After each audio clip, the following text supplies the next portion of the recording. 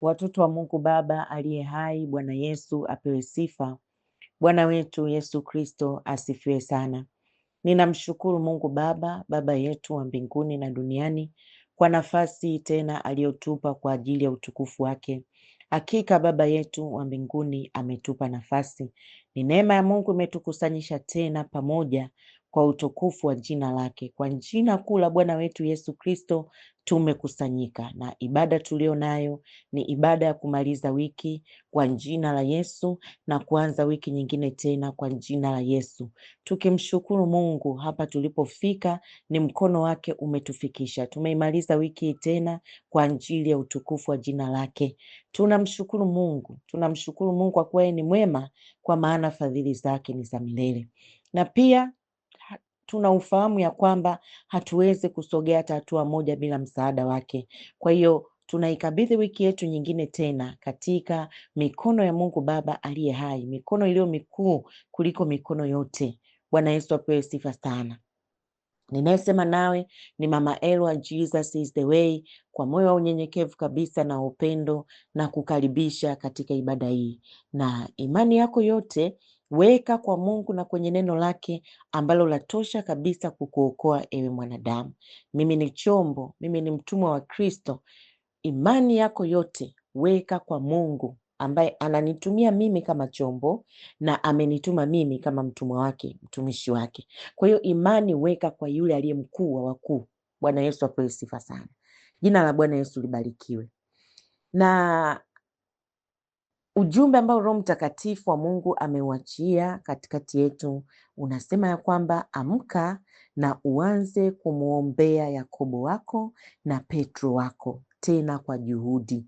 Bwana Yesu apewe sifa sana.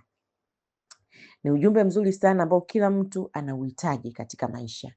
Kila mtu anauhitaji ausikie na aufanyie kazi ili apate kufika mahali ambapo Mungu amemkusudia kufika. Nitaifungua ibada hii kwa maombi. Asante Baba yetu wa mbinguni na duniani, kwa nafasi tena uliotupa kwa ajili ya utukufu wako. Baba, kama tulivyokiri na tunavyoendelea kukiri kwa jina lako Bwana Yesu, tumekusanyika. Asante kwa ajili ya uwepo wako, kwa maana uko katikati yetu. Baba, katika jina la Yesu Kristo, ni mimi Bwana mtumishi wako, mteule wako, chombo chako ulichonisimamisha kwa ajili ya utukufu wa jina lako. Ninaingia katika kiti cha rehema na neema, na kikaribia kwa damu ya Yesu, damu ya mwana kondoo, damu ya agano jipya iliyomwagika kwa ajili yetu, katika jina la Yesu Kristo. Baba, nikiwa nimelibeba na kanisa lako lote, wateule wako, watoto wako hawa Bwana, wa kike na wa kiume, ninaingia kwenye kiti cha rehema na neema, ninashuka katika damu yako Yesu. Baba Mungu, ninaitazamia neema yako juu yangu na juu ya kanisa lako hili Bwana. Roho Mtakatifu wa Bwana Yesu, asante. Asante kwa kutupa tena hii nafasi. Asante Roho Mtakatifu wa Bwana.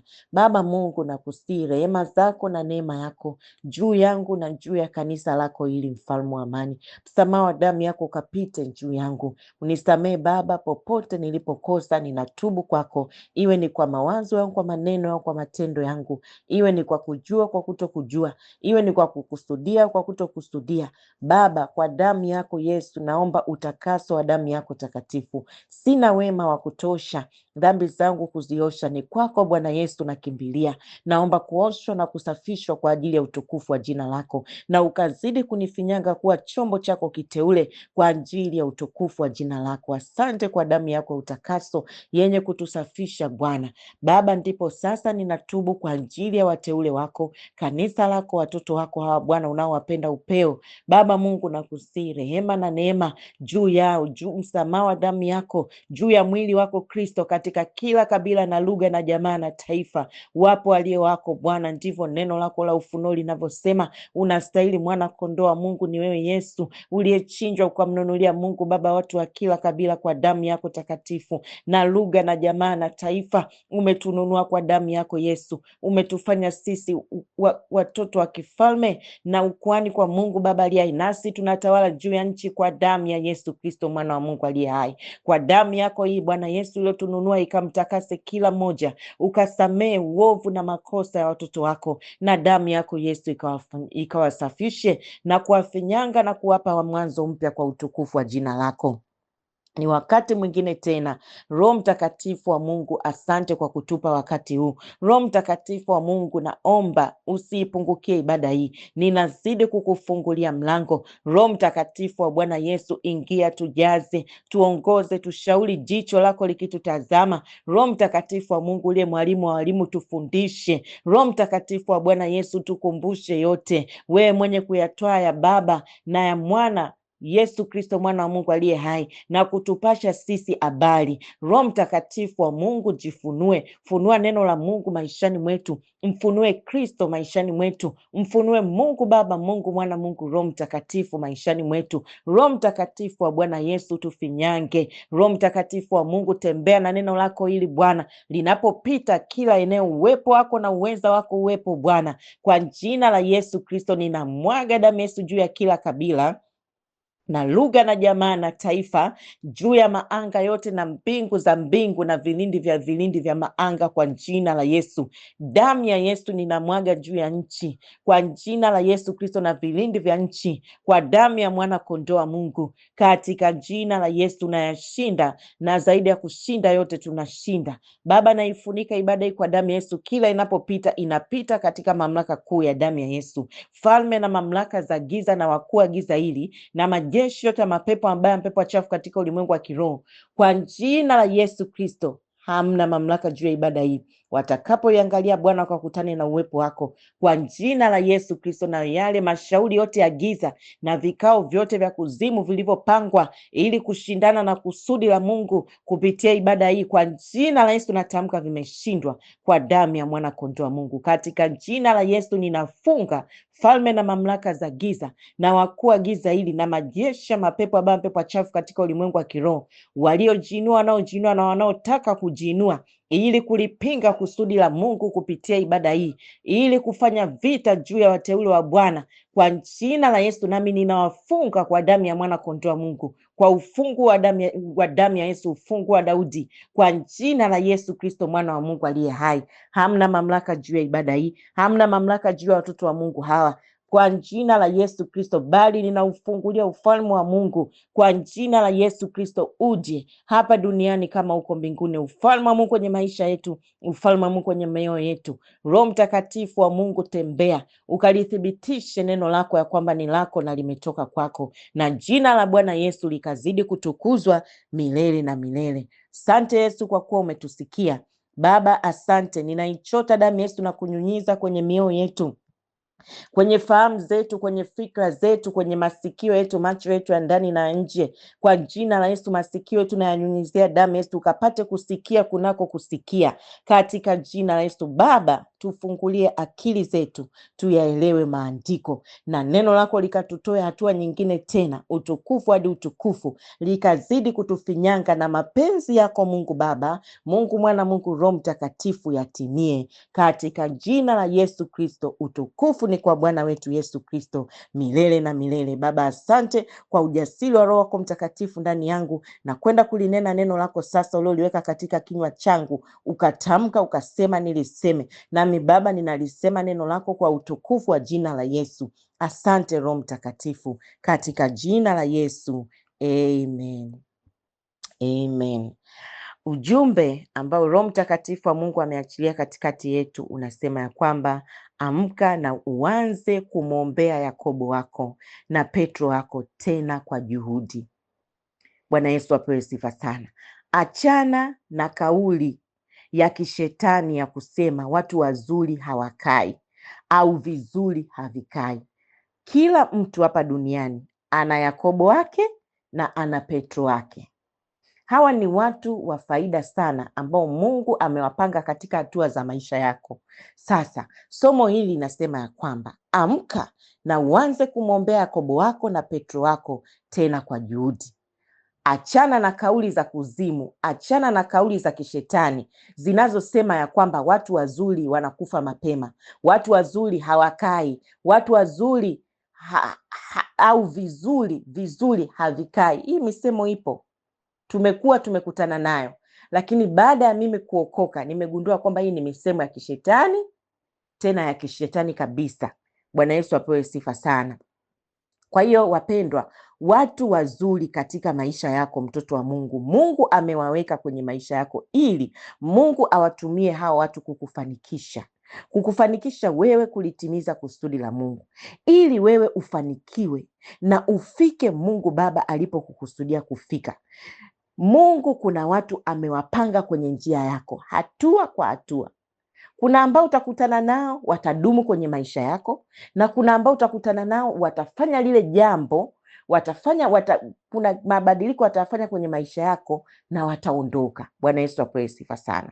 Hawa watu Mungu amewaweka ili ufalme wake Mungu upate kujengwa duniani kama mbinguni. Bwana Yesu apewe sifa sana. Na nipo hapa kukwambia kila mtu ana mtu au watu sahihi Mungu aliyompangia kwenye maisha ili ufike unapotakiwa kufika. Shida ni pale tu usipowatambua hawa watu, kwa sababu hawa watu hawajagi mara nyingi na suti wamepigilia. Hawa watu mara nyingi wanakuwa simple, unaweza hata ukawadharau.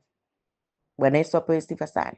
Wanaweza kuja kwa staili yoyote ile, staili ya juu au staili ya chini, staili ya suti au staili ya kawaida. Kwa hiyo pale ni shida ni pale kwamba usipowatambua, au inawezekana ulimtambua lakini ulimdharau kutokana na muonekano, au leo unajua kabisa, umemtambua kabisa, huyu ndiye Yakobo wangu, huyu ndiye Petro wangu. Yaani kuna watu ukiwaangalia, kuna mahali wamekuvusha mahali ambapo usingetegemea kuvuka. Kuna moyo wanakutia moyo, yaani unasema huyu katika hili yeye amenikumbuka mimi kunitia moyo. Hawa watu ndio wakina Petro wako, ndio wakina Yakobo wako.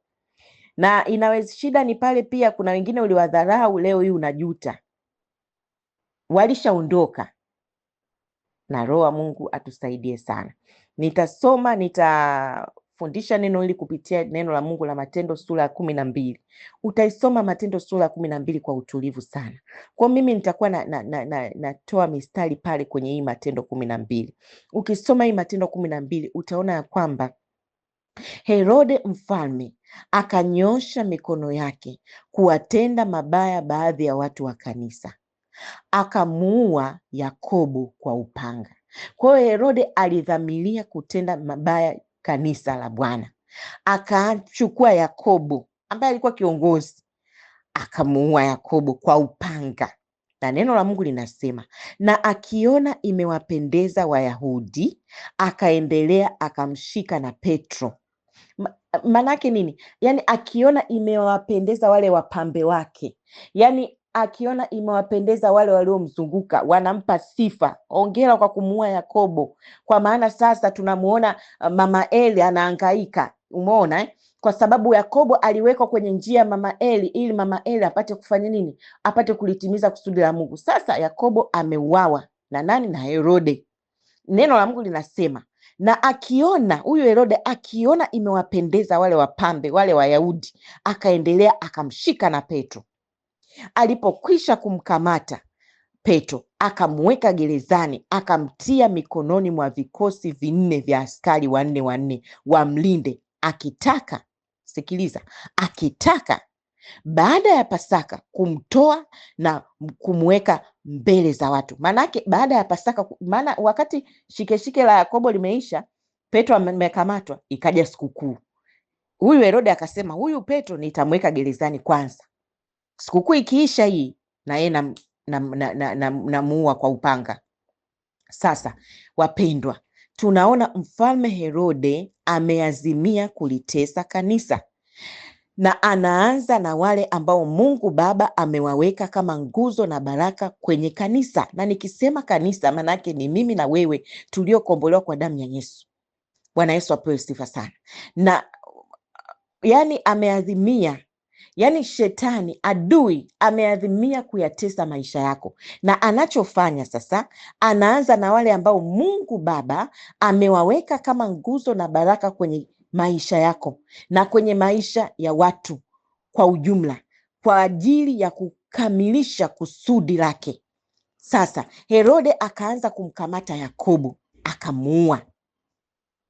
Ninayesema nawe inawezekana kabisa katika njia yako ya maisha, Yakobo wako inawezekana yupo au alishauawa. au alishapeperushwa na adui. Bwana Yesu apewe sifa sana. Kumbuka hawa ni watu ambao Mungu amekukutanisha nao, wenye baraka kwenye maisha yako, ambao wa baraka sana, ambao Mungu amekukutanisha nao, na kuna sehemu kabisa unatoka ukutani nao, kuna nuru unaiona. Unajua kuna watu ukikutana nao ni giza, na kuna watu ukikutana nao unaona kabisa nuru, unaona kabisa nuru. Bwana Yesu apewe sifa sana. Na hii nuru ni kwa ajili ya wewe kutimiza kusudi la Mungu, kwa ajili ya kujenga ufalme wa Mungu, ili ufike. Kuna mahali Mungu amekukusudia ufike na ukanyage na ufike. Bwana Yesu apewe sifa sana. Sasa neno linasema hivi, akiona imewapendeza Wayahudi akamkamata na Petro. Nasema hivi, tunaona mfalme Herode ameazimia kulitesa kanisa. Mfalme Herode ameazimia kukutesa. Mfalme Herode amesimama kama shetani, kama adui. Inawezekana ni mwanadamu amevaa roho ya kishetani, na anaanza na wale ambao Mungu Baba ameweka kwenye maisha yako kama nguzo na baraka kwenye maisha yako. Sasa ameanza na wale ambao Mungu amewakusudia, amekuwekea kwa ajili ya kukamilisha kusudi lake yeye Mungu. Herode akaanza kumkamata Yakobo, akamuua. Wapendwa, Yakobo amefanya nini? Ameuawa. Neno linasema akiona imewapendeza Wayahudi akamkamata na Petro, akamweka kwanza gerezani, ili sikukuu ipite, yeye atolewe na yeye auawe. Sasa mtoto wa Mungu nisikilize. Hivi kwenye maisha yako umeshawatambua Yakobo wako na Petro wako? Umeshawatambua watu wa baraka Mungu aliyowaweka kwenye njia yako ili ufike Mungu alipokukusudia kufika? Na kama umewatambua, umechukua hatua ya kumshukuru Mungu? Na hatua ya pili, baada ya kumshukuru Mungu, umechukua hatua ya kuomba kwa ajili yao? Unawaombea Yakobo wako na Petro wako, unawaombea. Sikiliza mtoto wa Mungu, shetani huwa hapigani vita bila malengo. Kuna watu katika maisha yako ambao Mungu wa mbinguni amewasimamisha na wamekuwa ni wabaraka sana juu yako. Sasa shetani anajua akiwapiga hao, akiwaondoa hao, lazima utateteleka tu, lazima utayumba tu, mpaka tena uje kusimama katika mstari, neema ya Mungu tena iingilie kati, au lazima kanisa litayumba akiwatoa hao kwenye kanisa. Sasa ndio maana neno la Mungu linasema, nitampiga mchungaji na kondoo watatawanyika. Kwa hiyo adui huwa haanzi na kondoo, bali anaanza na mchungaji. Bwana Yesu apewe sifa sana. Sasa anza kutafakari wajibu wa mchungaji kwa kondoo: kuwalisha, kuwahudumia, kuwaogesha, kuwapa maji, kuwaongoza kondoo wafike wanapotakiwa kufika, kuwazuia maadui kuwadhuru kondoo, kuwafanya kondoo wafike salama, kuwaombea, kuwapa moyo, kuwashika, kuwafariji, kuwashika kule kwenye migongo. Yani kazi ya mchungaji. Sasa shetani anasema nitampiga mchungaji na kondoo watatawanyika. Bwana Yesu apewe sifa sana. Sasa ukisha tafakari kazi ya mchungaji, halafu tafakari maisha yako. Kina nani Mungu Baba kawaweka kama wachungaji?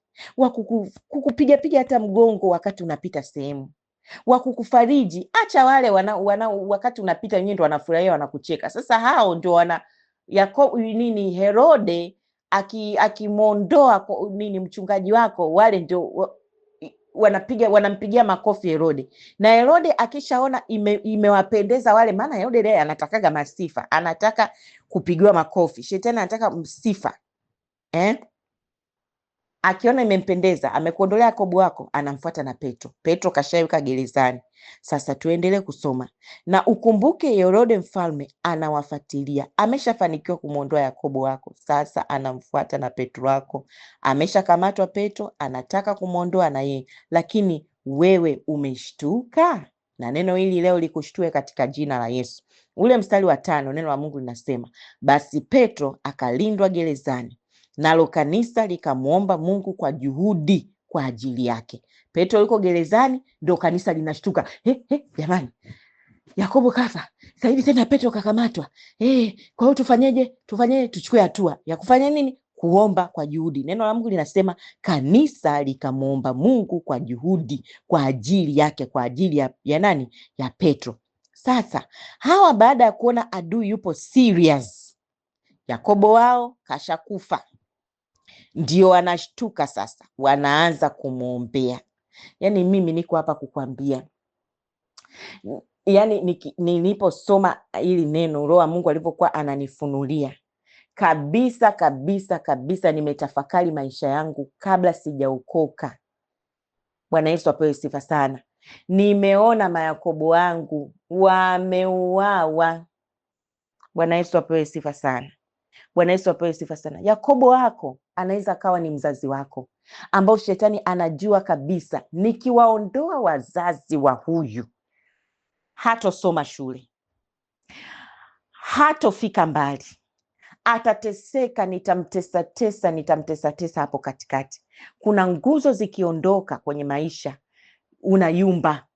Kwa hiyo inahitaji neema ya Mungu. Kama sio Bwana aliyenifikisha hapa, embu na nafsi yangu na iseme sasa. Kwa hiyo niko hapa kuombea wewe, Mungu akusaidie usizunguke mlima ule ule ambao nimezunguka mimi, na Roho Mtakatifu wa Mungu akusaidie sana.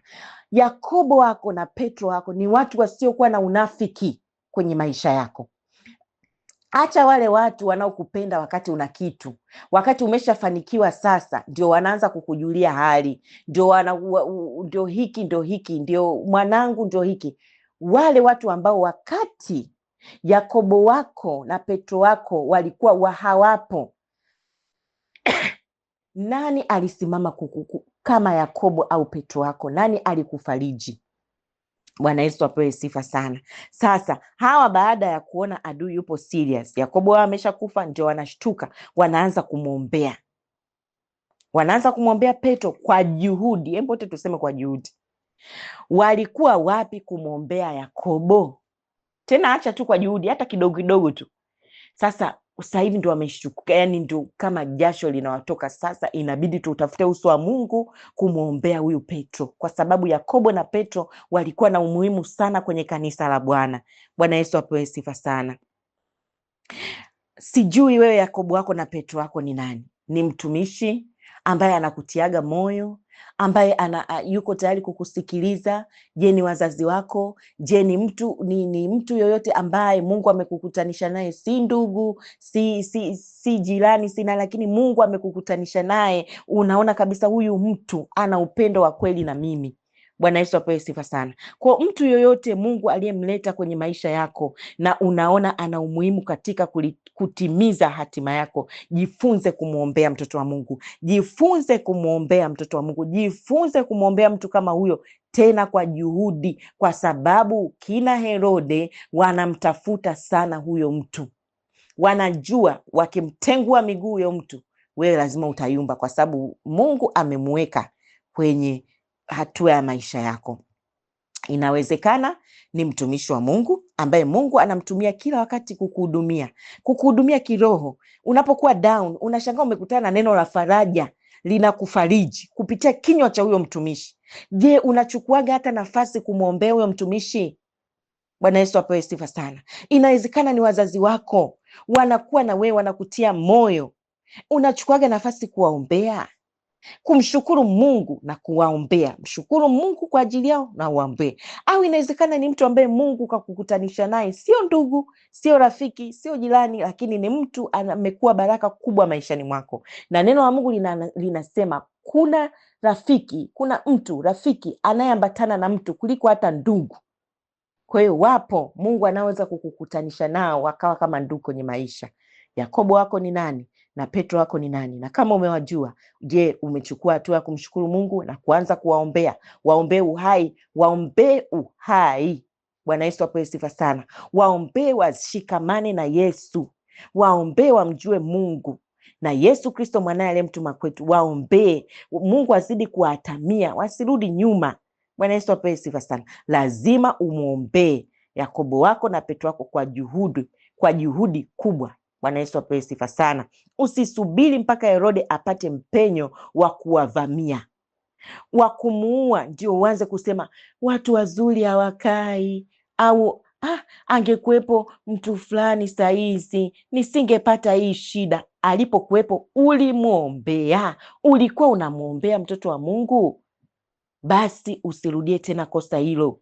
Bwana Yesu apewe sifa sana. Mungu anaposema na wewe hili, kama Yakobo yako alishokuwa alishauawa au Petro wako alishauawa, niko hapa kukuambia kwa jina la Yesu, Mungu anakwenda kukusimamishia Yakobo wako na Petro wako. Lakini atakapo kukusimamishia, macho yako kwa jina la Yesu yatiwe nuru, uwatambue. Masikio yako yafunguke, uwatambue. Na ukisha watambua, mshukuru Mungu, anza kuwaombea.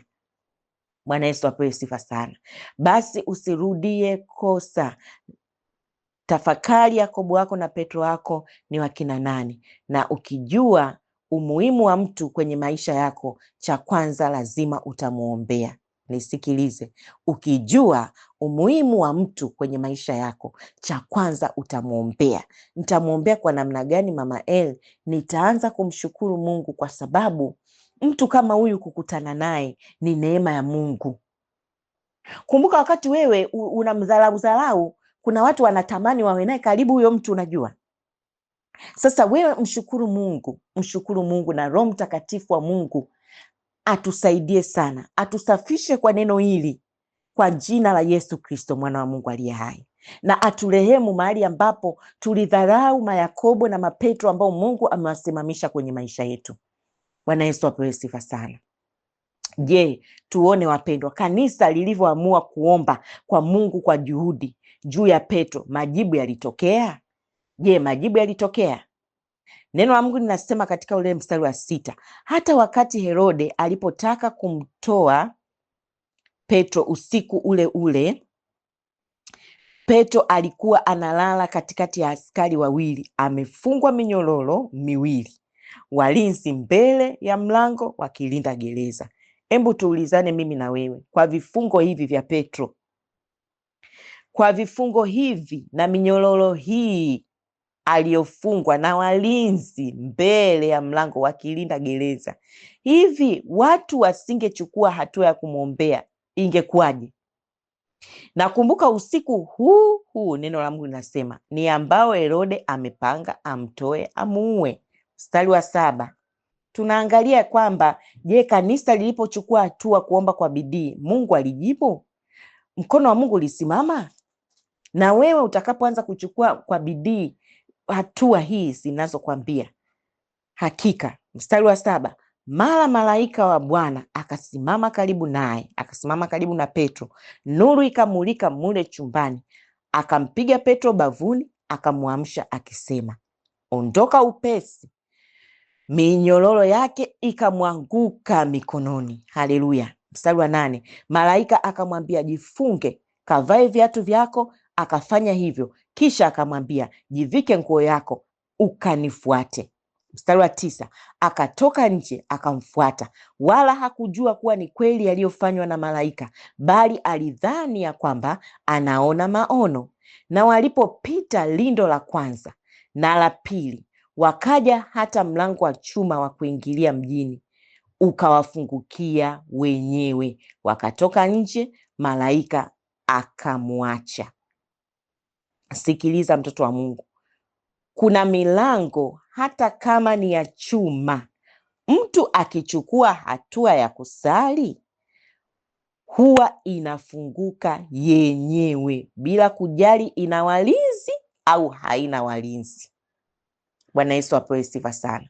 Tunaona hapa Mungu akatuma malaika wake gerezani kumtoa Petro, na milango ile ya chuma iliwafungukia wenyewe. Yaani neno la Mungu liko wazi, ukawafungukia wenyewe. Mlango wenyewe unaachia nini? Maombi. Nini? Kuna watu wanaomba kwa juhudi. Mstari wa 11, hata Petro alipopata fahamu akasema, sasa nimejua yakini ya kuwa Bwana amempeleka malaika wake na kunitoa katika mkono wa Herode na katika kutazamia kote kwa taifa la Wayahudi. Haleluya. Yaani Petro aliona kabisa huu ni mkono wa Mungu ndio umenitoa hapa, kwa sababu kwa akili zangu za kiubinadamu nilijua leo ndio mwisho wangu wa maisha. Anasema sasa nimejua yakini ya kuwa Bwana amempeleka malaika wake na kunitoa katika mkono wa Herode na katika kutazamia kote kwa taifa la Wayahudi. Haleluya. ninaomba na wewe na Petro wako na Yakobo wako aseme hivi, aone, yani umwombee kiasi cha kwamba mpaka kwenye maono, hata akipata jaribu kwenye ndoto, anaona Mungu anamuonyesha kwamba kuna mtu fulani anakuombea. Bwana Yesu apewe sifa sana. Bwana Yesu asifiwe sana. Hivi unajua Yakobo aliuawa kwa sababu hakuwa na mwombezi, na Petro alipona kwa sababu kulikuwa na maombezi. Na malaika wa Mungu hakujishughulisha na chochote mpaka watu walipoanza kuomba, ndio akamfuata Petro gerezani kumsaidia.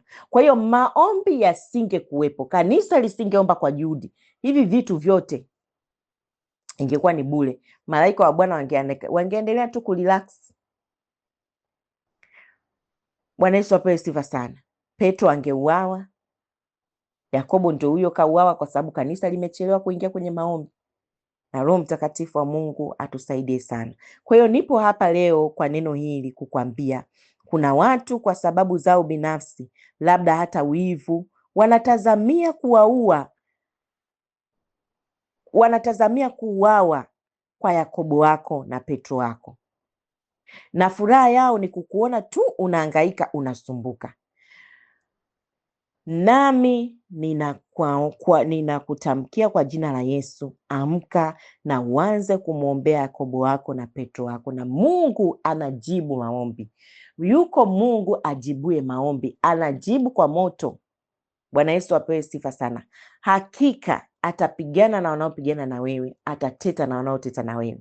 Kumbuka, kuuawa kwa Yakobo au kuuawa kwa Petro wako ni kwa sababu hatima ya maisha yako. Shetani ameshajua una hatima kubwa, kwa sababu yule Yakobo na Petro ni kukuvusha tu hatua kadhaa, afu unaendelea unakutana tena na Yakobo mwingine na Petro mwingine. Sawa, wengine watakaa, nimekwambia Mungu atawakalisha, watadumu, lakini wengine watapita.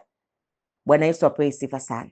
Sasa vita vya Yakobo na Petro ni kwa sababu yako wewe. Vita vya mtumishi wa Mungu ni kwa sababu ya wale kondoo ambao anawaongoza. Sasa wewe kama kondoo muombee. Haleluya. Bwana Yesu apewe sifa sana. Na hapa siongelei tu watumishi wa Mungu, naongelea mtu ambaye unawajua, Mungu kakupa ufahamu, na kuna ambao tayari ulishawadharau, kuna ambao tayari ulishawakataa. Kuna watu wazazi Mungu kawaweka na watoto, labda ni mtoto wa kambo, au ni mtoto ambaye alifiwa na wazazi wake, ni yatima, unakaa naye, unamtesa kiasi cha kwamba hujui huyo ndio Yakobo wako na ndio Petro wako.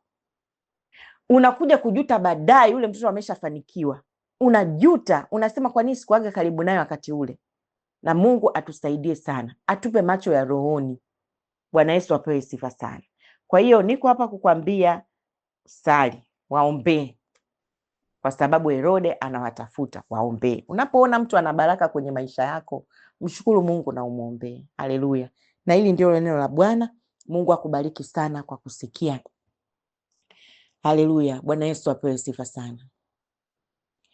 Wewe ni Mungu utupendaye, wewe ni Mungu utupendaye, ulituma neno lako lituokoe. Yesu ni Mungu utupendaye, ulituma neno lako litushindie. Yesu ni Mungu utupendaye. Nyosha mkono wako juu na kwenda kukuombea sasa. Baba, katika jina la Yesu Kristo mwana wa Mungu aliye hai, ninakushukuru Bwana Yesu kwa kuwa ni mwema, kwa maana fadhili zako ni za milele. Umejifunua sasa kama neno la uzima, limekuja kwetu kutuletea uzima, limekuja kwetu kutuondolea umauti. Neno lako Bwana limefunua ya sirini Neno lako Baba linatutoa hatua nyingine kabisa. Baba, nakushukuru kwa ajili ya kila mmoja ambaye umemkusudia kusikia, kunako kusikia kwa ajili ya utukufu wa Bwana Yesu. Roho Mtakatifu wa Mungu, nimelisema neno lako, pita sasa na nguvu zako Roho wa Bwana, endelea kudhihirisha neno hili Bwana. Uweza wako na nguvu zako Bwana ukawepo kule, hudumia kanisa lako. Roho Mtakatifu wa Mungu, gusa kila mmoja sasa. Tazama watoto wako Bwana, kuna ambao wengine Bwana wanafikiria sana, wanajuta kwa ajili ya wale Mayakobo na Mapetro hao ambao Bwana uliwaekea kwenye maisha. Baba, nakusihi rehema zako na neema yako juu yao, msamaha wa damu yako Yesu, ukapate kuwasamehe Bwana, ukapate kuwarehemu Bwana, ukawaoshe kwa damu yako takatifu, na Roho wa Mungu ukazidi kuwaongoza katika maombi ya toba, ya kuto kuwatambua watu ambao Bwana uliwakusudia katika hatima za maisha yao. Walifanyika baraka, wengine waliwasukumia mbali, wengine waliwakataa, wengine hawakuwatambua, na wengine Bwana hawakuwaombea, au wengine waliomba kwa uvivu. Baba, ninakusihi rehema na neema zikapite juu yetu sisi wote Bwana. Msamaha wa damu yako ukapite sasa. Baba, umelituma neno lako litumulike, limulike maisha yetu Bwana, na damu yako Yesu na neno lako lenye kuokoa likatuokoe kwa jina la Yesu Kristo. Bwana Yesu, liokoe kanisa lako, kwa kuwa unalipenda upeo, hutaki hata mmoja apotee, bali wote Bwana Yesu tuifikirie toba na uzima wako wa milele. Msamaha wa damu yako ukapite sasa kwa jina la Yesu Kristo Mwokozi. Baba, nakushukuru kwa neno lako katika jina la Yesu Kristo, na kulisimamia kwa ajili ya utukufu wako. Uweza na nguvu zako Baba zikazidi kushuka, mfalme wa amani. Baba, katika jina la Yesu seme nini? Sante Baba, tumemaliza wiki hii kwa jina lako takatifu. Sante Bwana Yesu, tumeimaliza wiki hii kwa jina la Yesu. Tunaimaliza wiki hii kwa jina la Yesu. Tunaianza wiki nyingine tena kwa jina la Yesu. Jina lipitalo majina yote, jina litupasalo kuokolewa kwalo, likasimame katikati yetu sisi, na kila vita iliyojinua na ujinua itakaojinua. Jina la Yesu Kristo Mwokozi, mwana wa Mungu aliye hai, ninaliitia jina la Yesu likasimame katikati yetu sisi, na kila uadui uliojinua na ujinua utakaojinua kwa jina la Yesu, kama ilivyoandikwa, jina la Yesu ni jina litupasalo kuokolewa kwalo. Na jina lako Yesu likawafunike wateule wako, kwa kuwa neno lako linasema jina la Bwana Yesu ni ngome imara, tunaolikimbilia tunakuwa salama. Kwa jina la Yesu, mimi na watoto wako wa Bwana tunalikimbilia jina lako Yesu. Kili kulikimbilia jina la Yesu. Tamka unalikimbilia jina la Yesu. Kwa andiko gani? Kwa andiko hili linalosema ya kwamba jina la Yesu ni ngome imara, wote wanaolikimbilia wanakuwa salama. Katika jina la Yesu, kili kulikimbilia jina la Yesu. Baba, jina lako Yesu liwafunike wateule wako sasa. Jina lako Yesu liwafunike wateule wako sasa, kwa jina la Yesu Kristo. Adui asipate upenyo wote wa kuwafikia. Nami natamka kwa nguvu ya jina la Yesu, wiki wa ushindi tena, maisha ya ushindi katika Kristo Yesu, mwana wa Mungu aliye hai. Baba, usiwapungukie kwa chochote kile kilicho chema, iwe ni kula, iwe ni kunywa, iwe ni kuvaa. Neema yako Bwana isiwapungukie, mkono wako Bwana ukawaokoe, na jina lako Yesu lizidi kutukuzwa. Baba, katika jina la Yesu ukajifunua, azidi kukujua wateule wako, katika jina la Yesu, wakuabudu na kutumikia wewe Mungu uliye hai. Kwa jina la Yesu namwagia hatua zao damu ya Yesu. Kwa jina la Yesu nazimwagia siku zote 7 damu ya Yesu. Na nyunyizia damu ya Yesu juu ya Jumatatu yako, mtoto wa Mungu. Kwa jina la Yesu Jumanne yako na inyunyizia damu ya Yesu. Kwa jina la Yesu Jumatano yako na inyunyizia damu ya Yesu. Kwa jina la Yesu Alhamisi yako na inyunyizia damu ya Yesu. Kwa jina la Yesu Ijumaa yako na inyunyizia damu ya Yesu. Kwa jina la Yesu Jumamosi yako na inyunyizia damu ya Yesu. Kwa jina la Yesu Jumapili yako na inyunyizia damu ya Yesu. Tembea katika ushindi wa damu ya Yesu, na miguu yako na imwagia damu ya Yesu. Hatua zako zikaimarishwe na Bwana na kuongoza na Bwana, katika jina la Yesu Kristo, mwana wa Mungu aliye hai. Baba, katika jina la Yesu, macho yetu akafunguke, tupate kuwatambua Mayakobo yetu na Mapetro yetu Bwana, kwa ajili ya utukufu wa jina lako. Na Roho Mtakatifu wa Mungu tutie nguvu ya maombi katika kuwaombea kwa jina la Yesu Kristo, kwa mikesha na mifungo, kwa utukufu wa jina la Yesu. Jina la Bwana Yesu lizidi kutukuzwa. Na Baba, katika jina la Yesu, ufalme wako uzidi kujengwa. Kila hatua maisha yetu Baba ikawe ni kwa ajili ya utukufu wako. Mungu Baba, Mungu Mwana, Mungu Roho Mtakatifu. Damu yako Yesu ikaliokoe kanisa lako. Naenda kinyume na roho za magonjwa na umauti. Ninazifunga kwa mamlaka kuu ya jina la Yesu. Ninaziseta kuzimu kwa jina la Yesu. Ninaachilia damu ya Yesu kama moto la Roho Mtakatifu kwenye njia zako zote, ikateketeze kila pando ambalo kulipanda Baba, kwa nguvu ya jina la Yesu. Mapando yote ya giza yakang'oke sasa. Roho Mtakatifu wa Mungu, nyosha mkono wako kwenye damu Yesu, kuna uwepo wako Roho wa Bwana, kwa jina la Yesu Kristo, na kusinyosha mkono wako ukang'oe kila pando ambalo sio la kwako, yale ambayo sio makusudi yako kwenye maisha ya wateule wako, kwenye maisha ya kanisa lako. Roho wa Bwana, ng'oa sasa kwa jina la Yesu Kristo. Baba, ukatazame mawazo yetu, maneno yetu, matendo yetu, ukatazame njia zetu, ukaone kama kuna njia yote letao majuto, ukatuepushie Bwana, ukatuongoze katika njia ya uzima wa milele, na jina la Bwana wetu Yesu Kristo lizidi kutukuzwa milele. Baba, naifunika ibada hii kwa damu ya Yesu na kuendelea kusema Yesu Kristo ndiye Bwana, kwa utukufu wa Mungu Baba, Mungu Mwana, Mungu Roho Mtakatifu. Ni katika jina la Yesu Kristo mwana wa Mungu aliye hai. Asante Yesu, ufalme ni wako na nguvu na utukufu milele na milele. Amen. Mungu akubariki sana. Na Mungu Baba akikupa kibali, karibu tujifunze neno la Mungu kupitia namba hizi: +255 718 193144, na namba nyingine ni +255 769 145925. Damu ya Yesu ikufunike. Amen.